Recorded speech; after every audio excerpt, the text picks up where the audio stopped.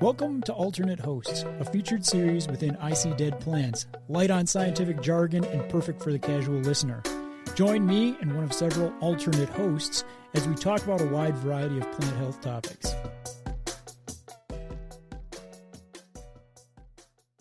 Welcome back to Alternate Hosts. Today, I'm joined by, again, Maddle Hendrickson, and our guest here today. We're bringing in an actual long-distance guest. Hi, everyone. My name is Danielle Michael-Jeske, and I'm currently a postdoc at the University of Florida.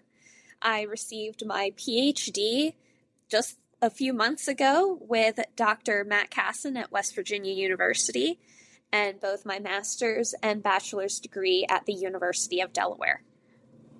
I'm Dr. Maddle Hendrickson. I am an adjunct assistant professor in integrated pest management at Iowa State University, and I do extension through the Crop Protection Network. And we're very excited to have Danielle on the show today because it's Christmas, and what better way to talk about Christmas than to talk about chestnuts? And the reason that we're coming to you around the holidays, and it's going to be somewhat holiday themed, is because we're talking about the American chestnut and chestnut blight, a disease that has largely wiped out most of the chestnuts across their native range in the United States. So, we've all heard that song about, chestnuts roasting on an open fire. Yeah, I've never had a chestnut though. I've never eaten one. And that's what I was thinking when I looked up this song. Is I was like, man, so many people have listened to this song around the holidays and have probably never experienced the crunch of a chestnut. But me included. You know what's crazy about that song that I just learned? It was written by Mel Torme and I forgot the other guy's name. Fill in the blank if either of you know. Sorry, other guy. I didn't write it Jack down. something maybe. Jack Frost? No, I'm kidding. Jack Frost. That's his festive placeholder. buddy. They wrote the song on a hot summer day because they were trying to think cool in order to be cool. So they were kind of just they're like, let's think about Christmas, go to your happy place, go to the winter. So, and the other thing about it is this. Oh? What year would you guess that this song was written? I actually know this because I also Googled it. So hit us. 1945. Which is? Around when the chestnut functionally went extinct in the United States. It's kind of crazy, but it makes so much more sense than they were sitting in a hot place and they were trying to think about things that reminded them of the holidays. Because I was like, why would they be singing about this if it's so hot? Well, if there's no chestnuts. Well, but here was the thing, because I also Googled this to prep for the thing. He was reminiscing about what made him nostalgic about Christmas. And he was thinking about chestnuts being sold by street vendors in his childhood in Boston. So this is actually a really interesting connection showing like the importance of chestnuts just like culturally at the time. So when he was a child, he actually ate them, and a chestnut was a very like nostalgic Christmas memory for him. So that's kind of something that's really unique to think that there's like this whole like era of nostalgia around something that like I've never personally experienced, like to the point it's like immortalized in a Christmas song and maybe no one can relate. So like, wait, hold on. Sorry. I have to ask a quick question. Danielle, what does a chestnut taste like? Have you had one, or is it still just forbidden knowledge to you? I've had one. You can't, well, I shouldn't say you can't. The ones that are sold now are hybrids, usually. Gotcha. Okay, so they're not the original like American chestnut. I haven't had an original American chestnut. Now, my great uncle claims that they line his streets and that I could just go and take one day. I don't know how much I believe him about that, but I mean, hey, maybe if that happens, that would be really cool. It would be really cool. So chestnuts are sweet. Okay. They're kind of sweet, but they're also a little savory and nutty. They're I can't put them in like a category. They're not like a peanut or a cashew or a pecan or anything like that. They're their own unique thing. Like I wouldn't know how to describe it other than they are kind of sweet, kind of nutty, but then it just kind of tastes like the woods to me, if that makes sense. And then if you roast them, it brings out the flavor more and they become sweeter and yeah. So like a chestnut growing on a tree, it's in this like this pod that's kind of spiky, right? How many like nuts is it? Like one nut per pod? Like, I guess what I've seen is like 2 to 4. I don't know how it varies, but like the ones that I see, there's usually like 2 in a pod at least. That's cool. So like, yeah, and when like reading about chestnuts, I think the thing that struck me the biggest is like the landscape back in the day before chestnut blight came was completely different. And something that I think, so as someone who grew up in the Midwest and has never visited the Pacific Northwest, something I've always been jealous of about that region of the country is how big the trees are. I'm like, I want to see that in the Midwest. And I was just like, you know, my whole life, I'm like, it's not fair we don't get the big trees. And then I realized as I'm doing this, we had the big trees and they were chestnuts. And the cool thing about chestnuts, like they were massive trees, like 125 feet tall, higher, probably bigger than that, like 10 to 15 feet wide, like the big tree, and like really good for, because they're really high in tannic acid. So really rot resistant, like a really valuable building material. And the thing about them is they grew fast. So it's like you have big tree, quality building material, fast growth, and the whole landscape, essentially. What's the stat? What percentage of trees were chestnuts? 1 in 4 hardwoods in some places. Yeah. So like they absolutely dominated the landscape. And there's like really interesting accounts of what it used to look like when they pollinated, and the fruit that or the nut they produced was like so plentiful, it like drove the economy. So I guess as far as chestnuts go, you were in West Virginia University. Did you have good stories of people talking about like what it was like to have American chestnuts around? In West Virginia, there is a whole chestnut festival. That's cool. And one of my coworkers was actually crowned Miss Chestnut like back in the day. Gosh. That's a really fun achievement to have on your resume. Right? So vendors come, you can buy chestnuts, chestnut merch, like resined leaves, the nuts. You can try, and there's like people who still try to make things from the wood. So you could buy like a rocking chair or something possibly. Yeah, but you like hit all the points. So it was a large shade tree, which would be great now with climate change and global warming to help cool our urban environments, which, yes, even though they were a dominant forest tree, they were also planted in the landscape. So they could be used for recreational purposes in parks. The nuts not only feed us, but also wildlife and even livestock. But I saw that like a really big part of industry in Appalachia was actually like not only selling the nut, but selling hogs, because hogs ate chestnuts. Yep. And, you know, that was a really big industry for them at the time. Yep. And then you mentioned the tannic acids. Not only does that make the wood very rot resistant and thus can be used for railroads, poles, housing, etc., but the tannic acids are also used in leather working. So a lot of different economic uses of this tree that really pushed America through the Industrial Revolution. Yeah.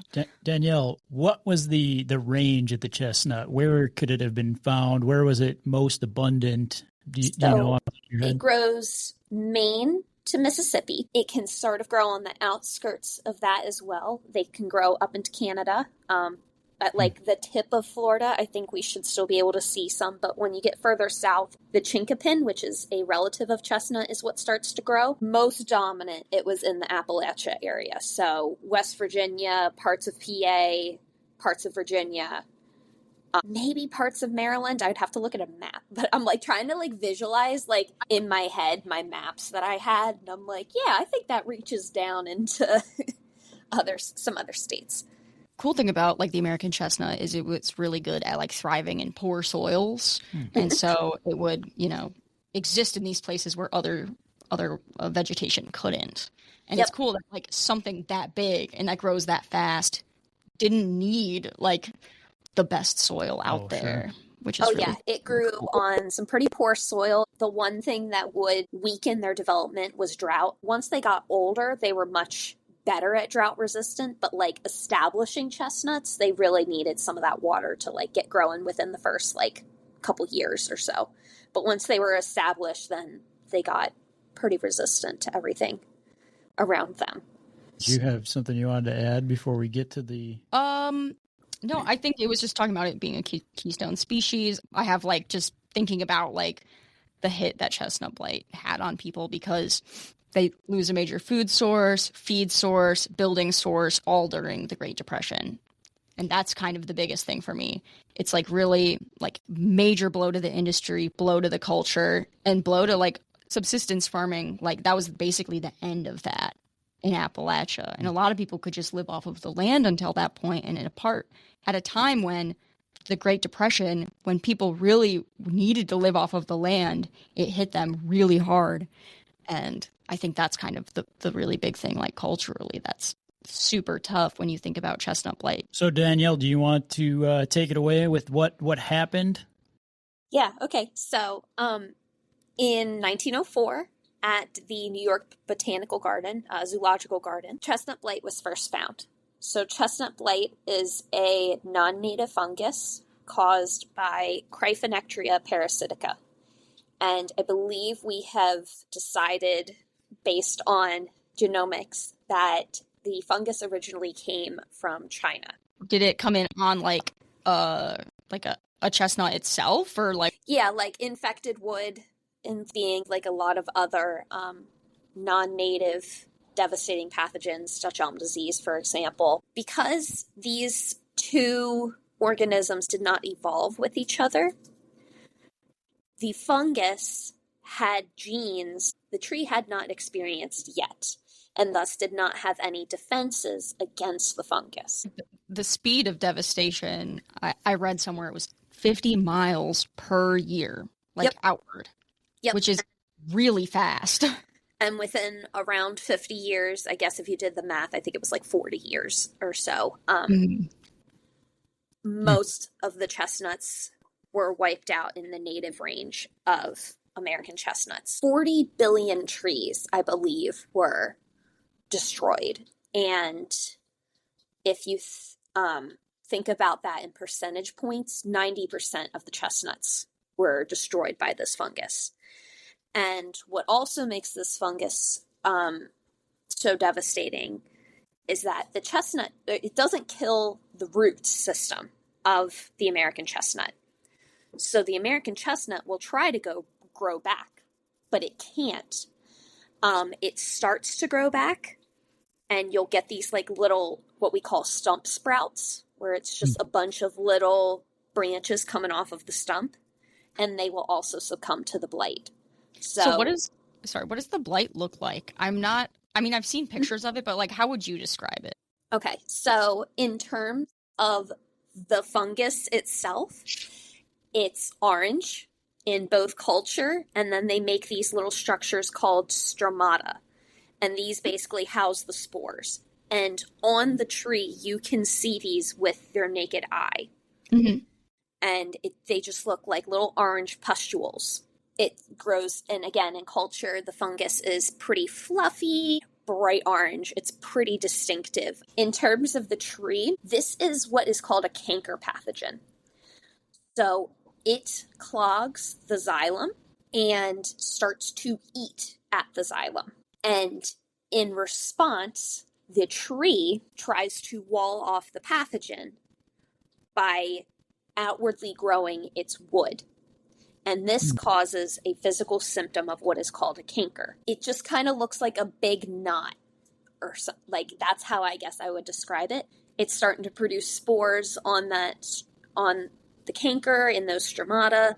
Those spores will then be windblown to other parts of the tree and surrounding trees. And so this cuts off the tree basically. So nothing above that canker can live because it's no longer getting nutrients and resources. So anything above that canker will die. So you'll start seeing wilting symptoms. So the trees will start to yellow, they'll start to droop, And then everything above, if it's really severe, will just die off and break off.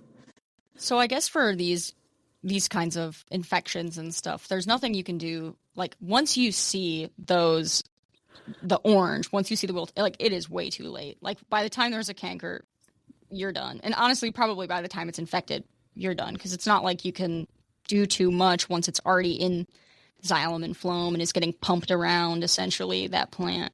Exactly. Originally, researchers tried to test different fungicides, different injections, but none of them seemed to work. So there is nothing curative that we have discovered at this point in time. So Danielle, where are we at today? If you Google the American chestnut and its status, it says not extinct in big bold letters. Where are we at? What does it mean? Not extinct, but it's not thriving. There are 3 different management methods that we are currently using for chestnut blight. The first is back crossbreeding or hybridization. So China is where this fungus evolved, thus the trees there also evolved and have resistance genes. So the American Chestnut Foundation has been working for a long time now on back crossbreeding these trees. So it started with, they took a susceptible American chestnut and a resistant Chinese chestnut, and they crossed them, and they got a baby that was 50% American chestnut, 50% Chinese chestnut.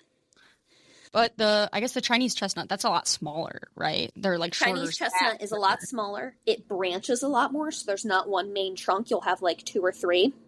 Okay. And the nut is smaller and a little more bitter. Okay. It's still desirable, but it's not as desirable. So they did that a couple times. And then again, genomics came out and we were able to ID exactly which genes we were trying to breed for. They did that. Then they started taking the progeny and they started using them and crossing them together. So that now you'd have 75% American chestnut genes with only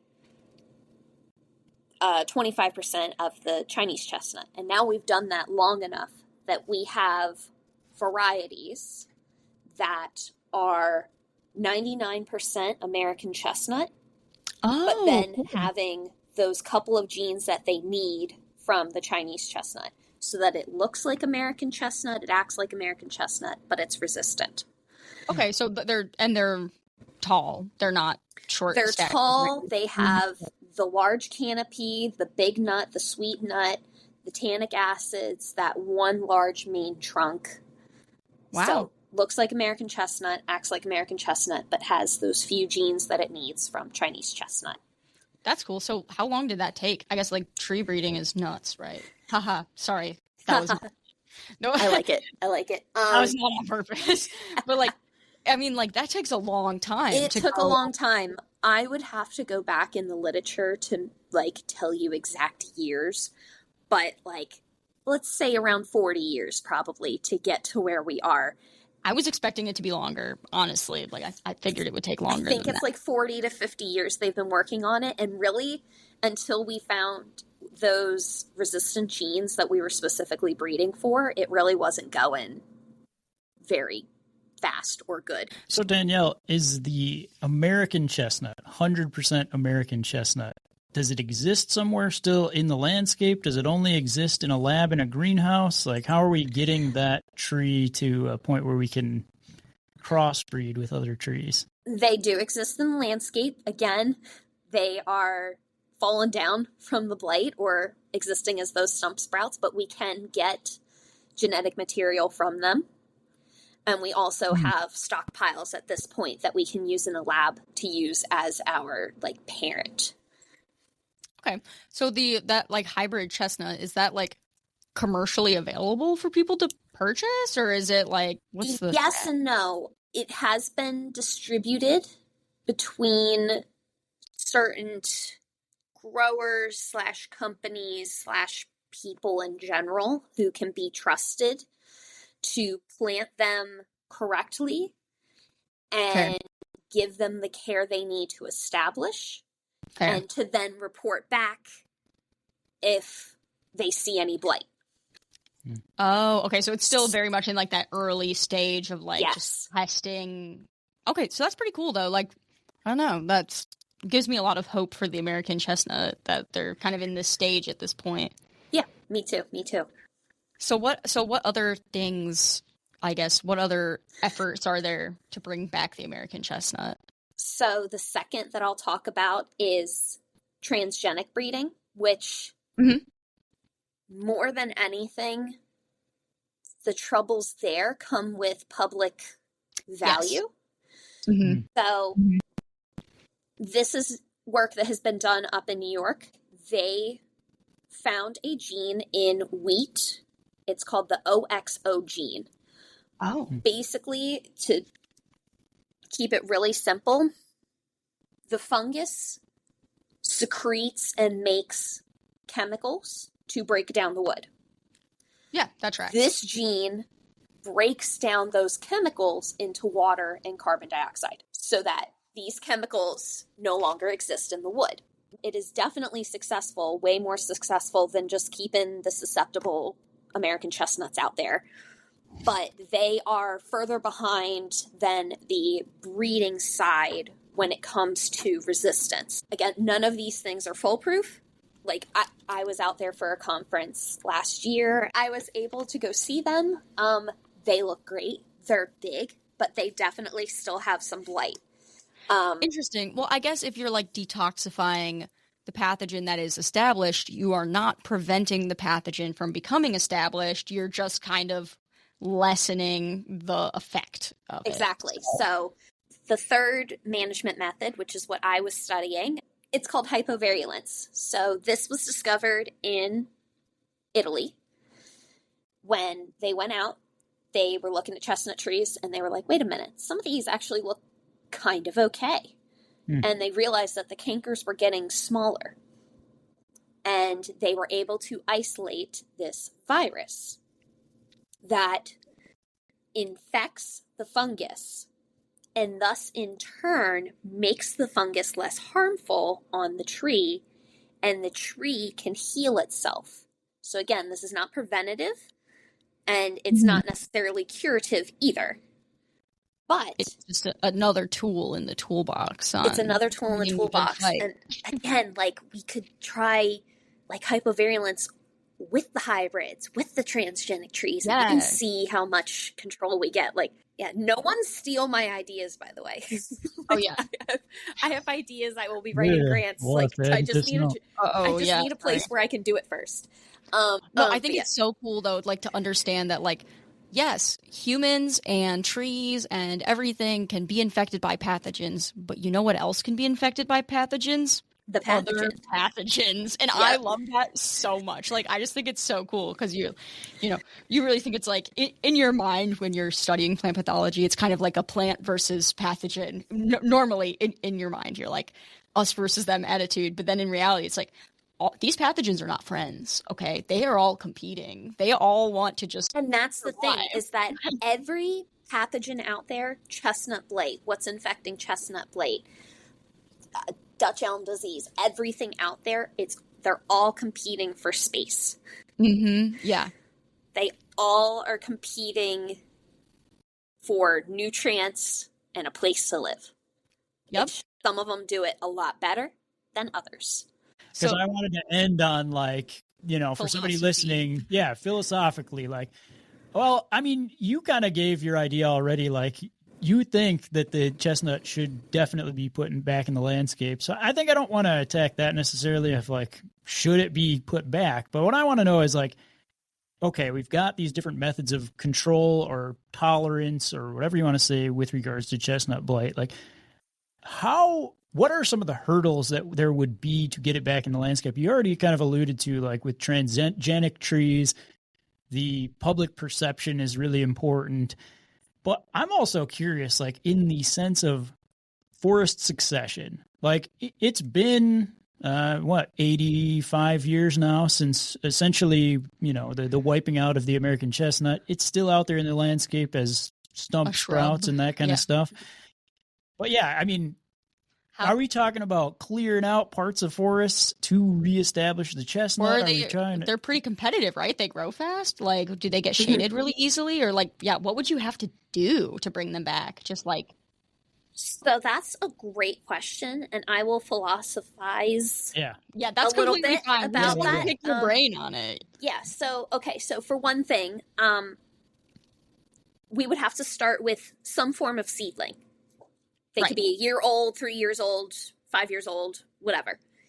Anything that's going in is going to need some protection, because again, they have not been experiencing this for a while. They don't have insect predators, because we're not just talking chestnut blight here. There's insects, there's animals, deer, who are going to try and get at these things. So going to some of my previous research, they're going to need some kind of watering system to help them get established.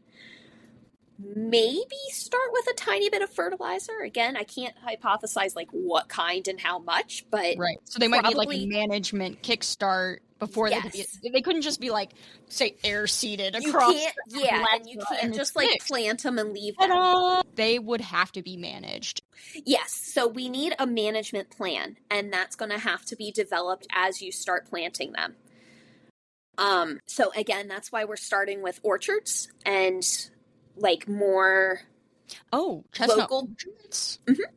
What? Sorry, I didn't know that. I was like, so like where they're being grown are like orchards. Cool. Yeah, so like starting with large monocultures, to get them established, see what you need to do to manage them, and then from there you can start mixing them up with the different hybrids, the different transgenics, mixing them together using hypovirulence, and then you can start putting things out in the forest. Okay, so say hypothetically, we have created in the future, we've created the perfect chestnut, and say chestnut blight isn't even a problem for it anymore. This chestnut is so cool, it's not even a problem. What would it take to put it back? You know, it would probably take task forces to put it back, right? And also, it's not like you're pumping out thousands and thousands of chestnut seeds. Like, it's scarce, right? So we have this perfect tree potentially. Yeah, but then exponentially it needs to produce more and more seed, and then its progeny need to produce more and more seed that we can use. So like you'd start from like a central location, and then like you could like kind of branch out.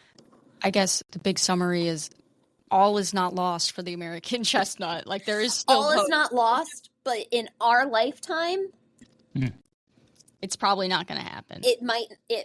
We might get close, but I don't think it'll happen. I think it'll happen in our kids' or grandkids' lifetime.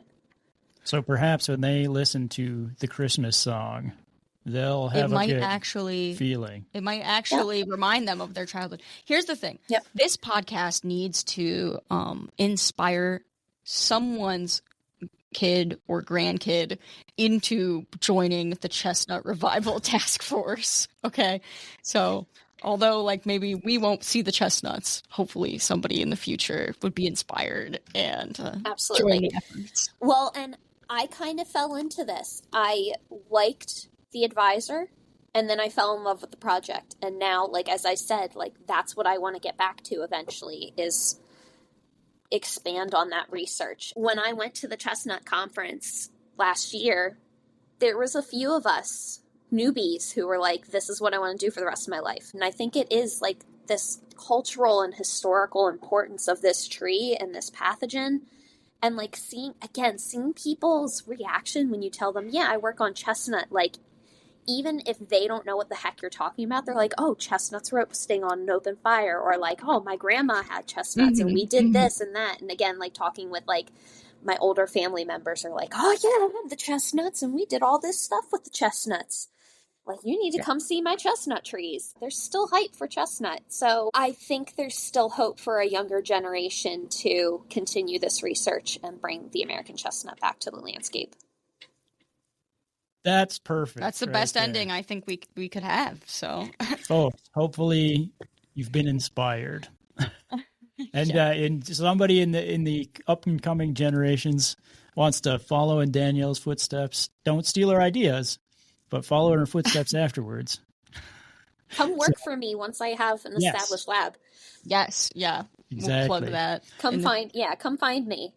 I don't know where I'll be or what I'll be doing, but come find me.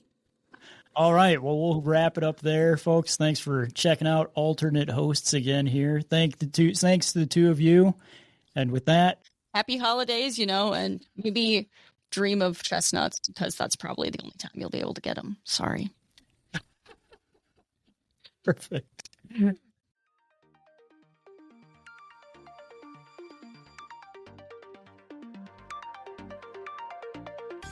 Alternate Hosts is brought to you by the Crop Protection Network and the North Central Integrated Pest Management Center, which are both partially supported by the USDA National Institute of Food and Agriculture.